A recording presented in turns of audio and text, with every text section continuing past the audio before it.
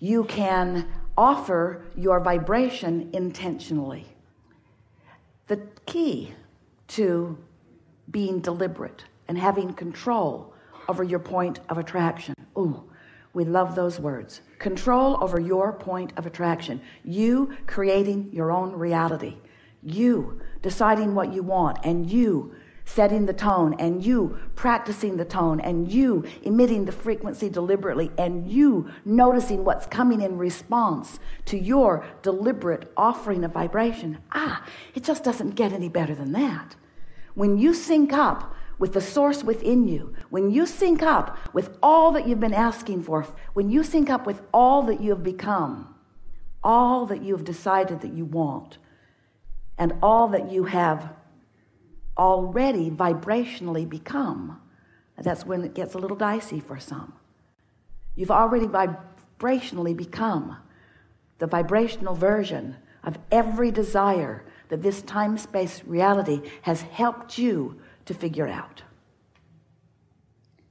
But sometimes you're not living it. Sometimes you can't yet see it. You can't hear it. You can't smell it or taste it or touch it. And you say, yeah, Abraham, there's not that much satisfaction, in the vibrational version of things. And we say, but if you'll hang in there in satisfaction for the good feeling that you found when you focus upon what you want to be, what you want to be must be realized completely by you. And the only reason that sometimes you don't think it's going to be, or that it isn't yet, is because you're so aware of its absence that you block its presence from your realization. A few seminars ago, Esther and Sandy were moving around in the back hallways of the hotel. Esther calls it the belly of the whale. She loves being back there. They are so efficient and all different and very confusing. And Sandy goes ahead the night before with arrows, bright pink arrows, and she sticks them on the wall to mark Esther's path so that Esther won't have to roam around with you out in the... She likes that too. And so Esther is making her way with Sandy. They're following the arrows, and it's in a particularly confusing place. But they made their way back. They were having a very good time. And when they got to the back door to come into the room, the door was locked. So close and yet so far. And Esther laughed because they had plenty of time. And Sandy went scurrying off, mad at herself a little bit because the door was locked. It hadn't been the night before, but someone had been very efficient and locked it up, and so they couldn't get in. And as Sandy was going to find someone, two women walked around the corner, and Esther said, do you happen to have a key to this room? And one of them smiled and pulled it from her pocket and opened the door. And Esther was able to holler at Sandy so she didn't get too far away. We're in, we've made it in. We want you to realize that right around the corner is everything you want. The key to every closed door really is right around the corner. But you got to be in the place of allowing that to happen. There is always someone walking right around the corner with the key. Always, always, always, always, always, always, always, always, always. But if you are in a bad mood, if you are disappointed in yourself or others, if you are feeling guilty or worried about something, if you've been beating the drum of injustice, if you've been practicing a frequency that translates right away into the manifestation of negative emotion, did you hear how clever that was? Translates into the manifestation of negative emotion as opposed to translating into the manifestation of positive emotion. The emotions that you feel are the first translation. They are the first manifestation. It's the first evidence of being in the place where more of what you're wanting is coming. You are magnificent creators, and life is supposed to be good for you. And you are supposed to manifest in real terms everything that you want. You are. That's what you signed on for.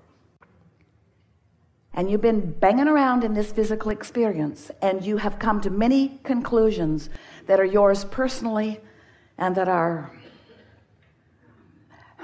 wonderful, wonderful, wonderful things for you to want. It is our desire that you begin immediately to realize more of them, because there's just no excuse anymore not to. You know too much. You have the tools. You know about law of attraction. Law of attraction says you get what you think about. You know that you live in a vibrational universe, and you are understanding that you are emitting a vibration, and you know that your emotions let you know how you're doing with that. Your emotions are your indicator between the frequency of who you've really become with all of the desires that you've launched and who you're allowing yourself to be right here, right now.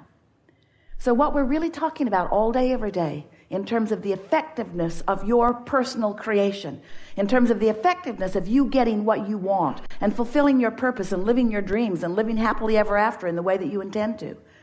The ratio, the thing that we're talking about all the time, is the relationship between what you want and what you believe about it. What you want and what you believe about it. So if you want prosperity and you are so happy whenever you see someone who is living a prosperous life, then there's no discordance in your frequency. You're not introducing resistance. You are in perfect sync with your desire, and it's going to come right around the corner.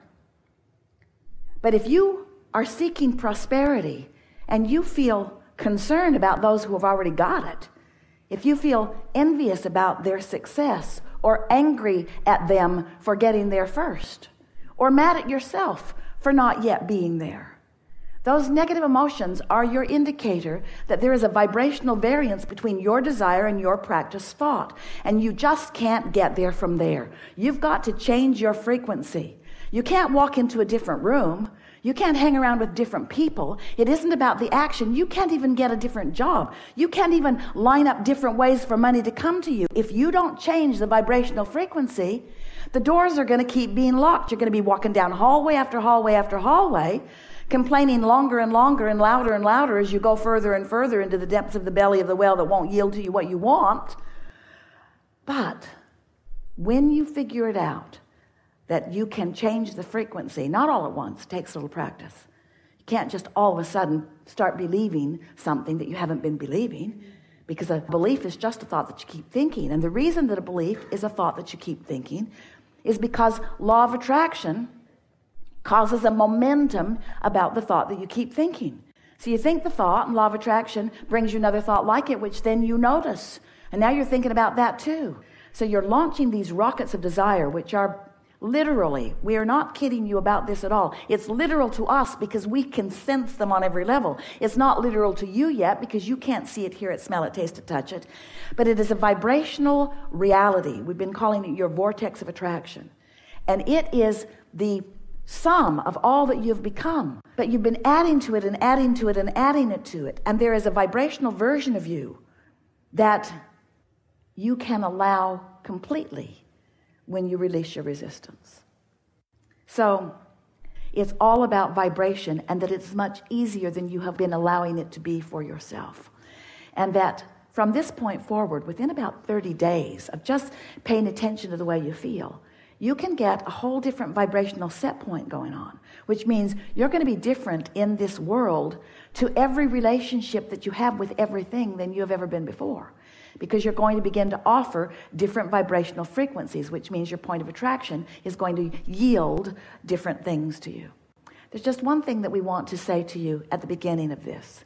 And this is a sort of, to help you to recognize that none of these words are really helpful to you at all unless something that you are living matches up with these words. So many of the things that you will hear from us today, you will feel resonance with them because the source within you knows them, and because your belief system is not in such opposition to them, you're allowing that knowing to flow through. When you feel true resonance with something, that means no resistance, and the whole of you is having this moment. But some things will challenge a little bit because you don't believe them yet. You don't believe in your prosperity as we know from seeing your vortex. You don't believe in your abundance of all things that you want in the way that we do. And so it's going to take some life experience that's going to help you to understand that. But here's how it works. When you think on purpose and then life experience delivers the results that you thought you would get from thinking on purpose, that is the best living that you can live. That's the best understanding that you can get, you see. So the way that things move or become from an idea, from a vibrational reality into something that you are realizing is that you have to tune your frequency to the realization of it. Now we know you didn't want to hear that, but we needed to tell you that. You are the realizers. That's the best word that Esther can find. That's how manifestations occur. You realize them. You realize them by finding a frequency. And at first when you find it, it feels weird to you. Maybe it feels a little exciting for a moment. In fact, that's a moment of recognizing the full potential of your desire. You feel exhilarated about it for a moment. But if you don't shoot it in the foot, if you don't wrestle it to the ground and kill it with reality, if you don't but it to death, but what about this? What about this? Esther said to us in the beginning, Abraham, it's true. This thing that I know that you don't want me to talk about is a true thing. Don't you think that I should at least acknowledge that it is a true thing? And we said, there are all kinds of things in this world that are true that you want to live. And there are all kinds of things that are true in this world that you don't want to live. We would let whether you want to live them or not be the criteria for whether you give your attention to them. But Abraham, Esther said, it's such a big world and there are so many things out there. Am I supposed to put my head in the sand? We said, yes, and meditate. Am I supposed to put my head in the sand and just pretend that those things aren't happening? And we say, you have choice in all of that. Just know that when you give your attention to things, momentum ensues. And eventually, you can create a belief that is so strong that it will become your reality. You can also create a desire that is so strong that it can become your reality. So what's happening to you?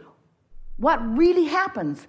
What makes the difference? Is your belief so strong or is your desire so strong? How does that play out? And we say, law of attraction gives you the exact balance that you've got going on. But today we want to say to you, it's so much easier if when you wake up in the morning, you just say to yourself, I could be wobble free. I'm wobble free for now. I'm wobble free. I don't have to bring into this day the things that were bothering me yesterday. I don't have to do, there it is. I brought it in already. When we first started talking to Esther about this, she didn't make it till breakfast before she was wobbling all over the place. Because you got lots to think about, and you've got these practiced thoughts. And we don't want you to be hard on yourself about beliefs that aren't serving you. But we do want you to be aware of what beliefs you have that serve you and what beliefs that don't. Esther will find herself moving through a day, and all of a sudden she'll find herself not feeling so good. Sort of this subtle feeling of discomfort. And she will stop now and say, I just uncovered something that I apparently have been thinking about long enough that it surfaced just now. What was I just thinking about that gave me that funny feeling in my stomach? Because when that happens, that's a little piece of resistance that is showing itself to you. And we're not really encouraging that you sit down right then and try to talk yourself out of it, because you will only add momentum to it. But recognizing it, and then at first opportunity, identifying what it is that you do want relative to that. And then the next day, start out thinking about what you do want. You will really be pleased with how quickly you can shift the vibrational frequency of your habits of thought. You can change your beliefs. Your beliefs are only thoughts that you keep thinking. And you don't have to continue to think unhelpful beliefs. Esther will say, well, that was unpleasant and unnecessary. Unnecessary, unpleasant, and unnecessary. So what we're really saying to you is, it is our powerful desire that you love yourselves as we love you, enough that you are willing to stop torturing yourself with unpleasant thoughts, that you will stop accepting negative emotion as just the way life has to be. You say things like, these are hard times. They are not hard times. You say things like, the economy's bad. The economy is not bad. Economy is an individual thing, and there are those who are thriving. Might as well be you.